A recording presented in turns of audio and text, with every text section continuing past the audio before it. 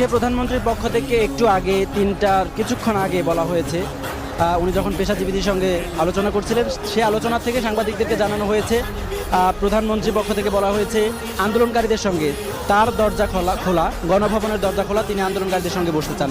এই মুহূর্তে আলোচনার, শিক্ষার্থীদের সঙ্গে বা বৈষম্য বিরোধী ছাত্র আন্দোলনের সঙ্গে আলোচনার কি কোনো সুযোগ দেখছেন? মানে হাস্যকর একটা বিষয়, উনি আলোচনার কথা, গণভবনের দরজা খোলার কথা বলতেছে, আর একদিকে কুমিল্লায় এখনো গুলি চলতেছে। তো আমরা রক্তের সাথে কোনো রকমের আপোষ নয়, আমরা উনি তো একটা খুনি, উনার বিচার তো আমরা উনার কাছে চাবো না, আর উনার সাথে আমার কোনো আলোচনা নাই। আমাদের ছাত্র সমাজ উনার সাথে কোনো আলোচনা করবে না, আলোচনা আমরা করব উনার সাথে, এইটাতে নাই। আমরা উনার বিচার করব, উনার কাছে আমাদের কোনো রকম আলোচনা। উনি কে?